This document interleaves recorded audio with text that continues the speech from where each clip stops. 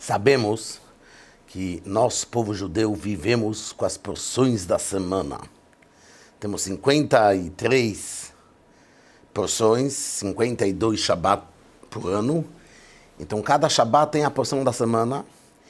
E depois, tinha uma época que não deixavam a gente estudar, ler a Torá. Então, tem um trecho chamado Haftarah, que é um trecho dos profetas que se lê pós-leitura da Torá.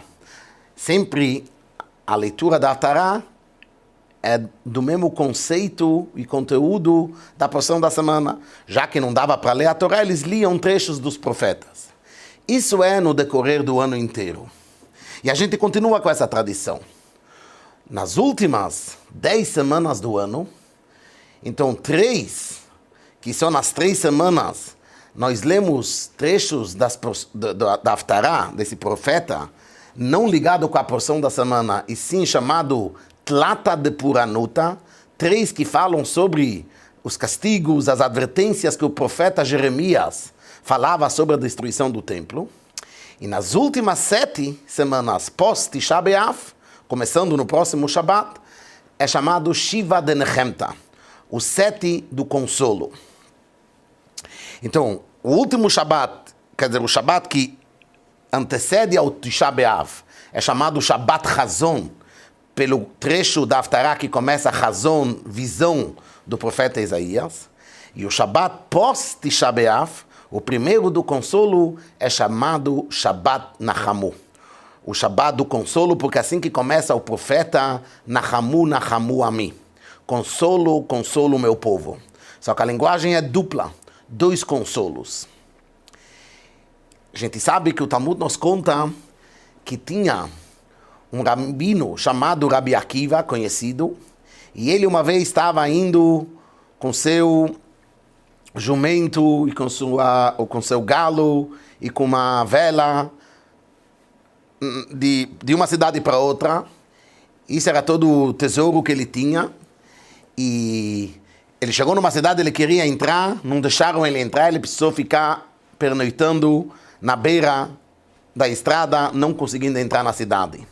E aí veio e atacaram o jumento dele, e depois o galo, e veio um vento e apagou a vela, e ele ficou sem nada.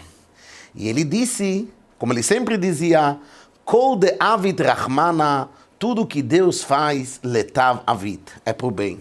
E realmente depois foi revelado que isso era por bem, porque vieram naquela noite assaltantes, ladrões, e entraram na cidade onde não deixaram ele entrar. E tiraram todo mundo como reféns, e o Rabi Akiva, que não estava na cidade, foi salvo.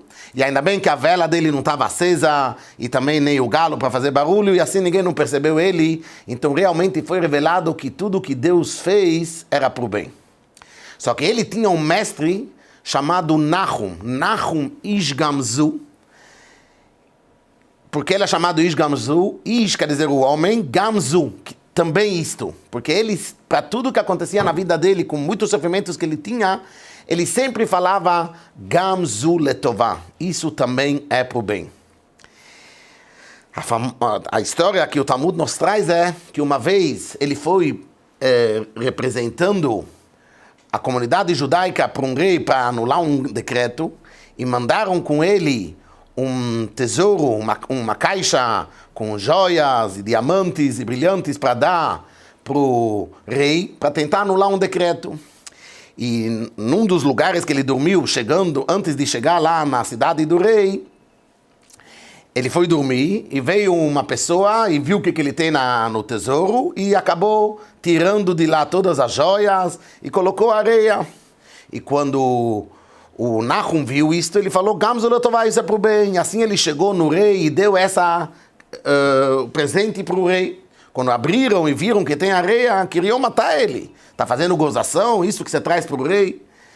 Até que tinha lá, apareceu um anjo vestido no ministro e falou, pode ser que essa é a areia que o patriarca Abrão lutou contra reis que ele venceu, uma guerra que isso se transformou em arco e flechas, e bem o rei daquela época estava fazendo uma guerra, e ele usou essa areia e realmente aconteceu este milagre. E aí ele foi recompensado, E o Nahum falou, Gamzu letová, porque se ele ia trazer joias e diamante, não necessariamente que o rei, isso ia agradá-lo. Ele já tem isso demais. Ele trouxe uma novidade, uma areia, que isso se transformou como armas e arco e flechas. Isso, claro que é um presente que agrada ao rei. E isso era o nível do Nahum, que é um nível superior do Rabi Akiva, que Gamzu letová. Isso próprio é o bem. O Rabi Akiva acabou perdendo o galo com a vela que ele tinha. Só que o quê? O propósito disso era para o bem. O Nahum era um nível maior, que tudo que acontecia com ele na vida não era que isso vai ser para o bem. Isso próprio era o bem. Isso próprio que ele trouxe a areia, isso foi o bom. E isso que é o consolo que a gente precisa depois do Tisha B'Av. Não só um consolo, dois consolos. Um consolo é para saber que tudo que Deus faz com a gente é para o bem. Mas a gente, de nós, Hashem exige mais. Não só que a gente viva e reconheça que tudo que Hashem faz com a gente é para o bem, e sim que as próprias coisas que aparecem não boas, na verdade, elas próprias é para o bem. Então, quando a gente vive isto, a gente sabe que está certo que teve a destruição, mas isso foi com um propósito maior para construir o Beit HaMikdash, o terceiro, mas isso não é só para acontecer uma coisa maior.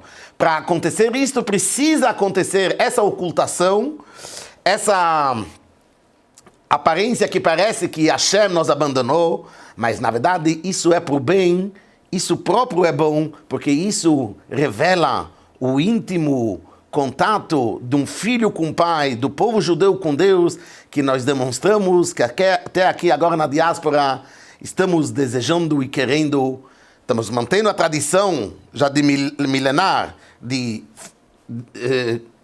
estar triste sobre isso que foi destruído o templo, só que junto com isto temos a esperança e sabendo que Hashem faz isto para o bem e em breve vamos ter o consolo máximo, a vinda do Mashiach, que aí vai ser revelado como que tudo que Deus fez para a gente, nós vamos agradecer Ele, porque isso foi e é para o nosso bem.